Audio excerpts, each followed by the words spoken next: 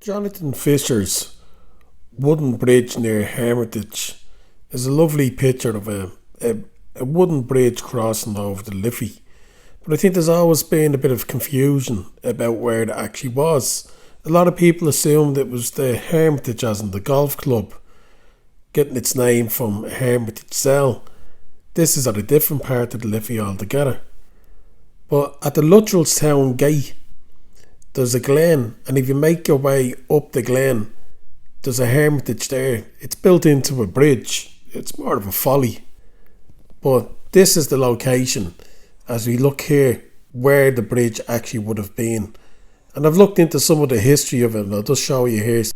So, looking here at the gatehouse on this old map of Woodville, which is Luttrellstown, if you look down here, this is where they believe the bridge was over the River Liffey, just where the gate lodge is now. And if you follow back up through the glen, the hermitage that they speak of is actually here, and it's still here to this day.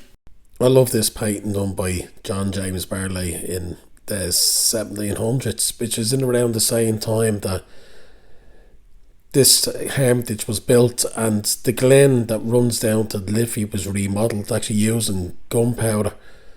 But it says here in this piece of Luttrellstown history, and I'll just read it out here for you, about how the wooden bridge would have been at the end of this glen.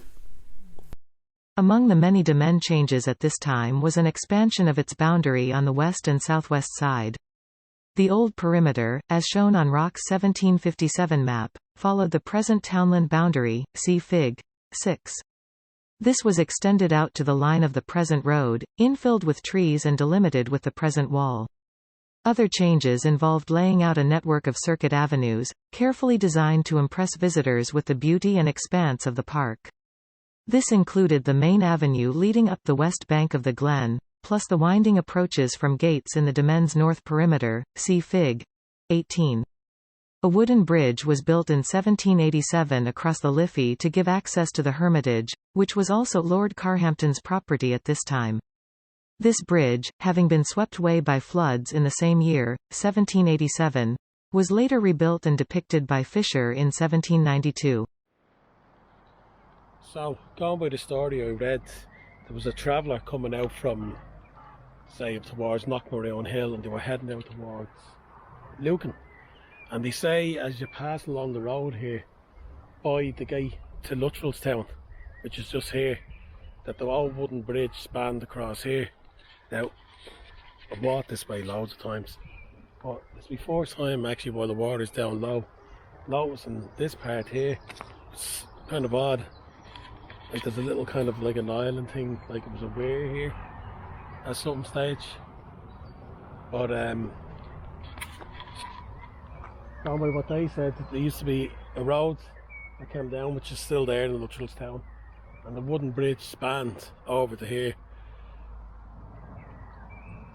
Just trying to think where they would have went from here. Yeah, Woodville, you could have made your way up through Woodville. There's an old remains of an old cottage up here, and there's a nice house not too far from where the house used to be. So there could well be something to this story. I'll do a little snooping around, see if we can see anything unusual. A wall here overlooking what was either a mill race or where, and this is just across the way from the gate that we're going to Luttrellstown on the far side. Of course, what looked like a weir could have just been an effort to make the river banks narrower. Now, it seems to be wherever comes washing down the Liffey seems to get trapped in it. It's more like a tip, to be honest with you. It's a bit of everything. Cones, cans. Well, it looks like it was made purposely. But there's a wall just here as well. I'm going to see if there's a walkway where it would have made sense for if you got a bridge over, where it would have continued.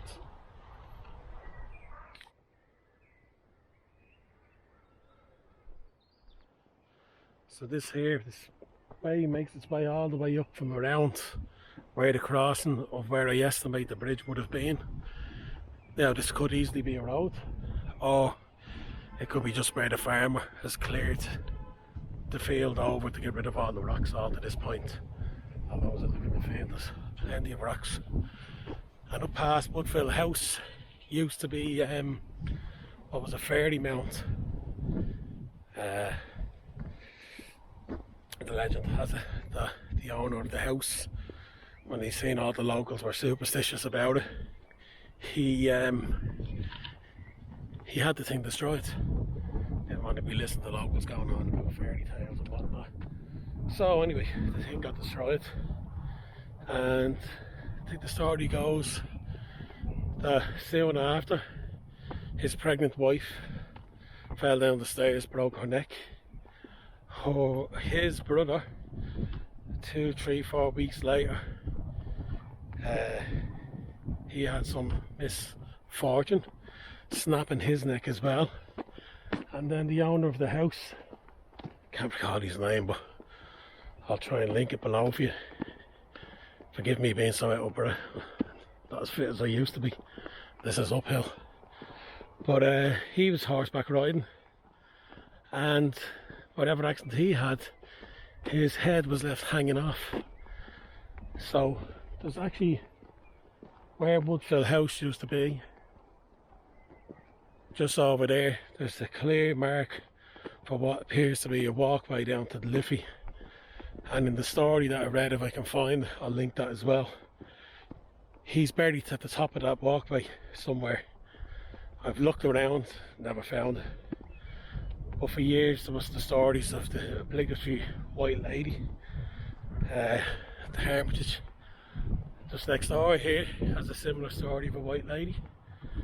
But the stories of in here in Woodville, where people on the far side of the Liffey have seen a headless man riding around horseback, and it's rumoured that this is where the story of the headless horseman actually starts. There's also been other stories of creepy going-ons. I, for one, have often been coming through here and heard people walking behind me, turned to move aside, let people walk past, and there's no one there. I even heard cyclists and turned around and no one was there.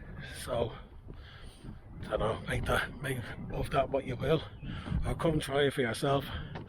Now perhaps I'm in need of a strong psychotic. But it's a beautiful area, but well worth the visit.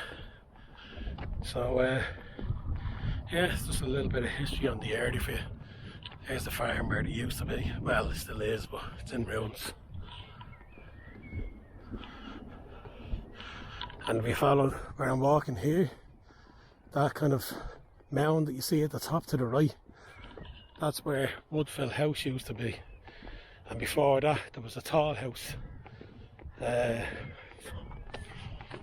remember its name. And then just over to the left is where the fairy mound or passage tomb used to be. You can see that on the National Monuments map. It's marked, because if you look it up on Google Maps, you can see the outline of it in the fields. Right, that's really it for now. Thanks very much for watching. I'm gonna go catch my breath. Thanks again, all the best, bye bye.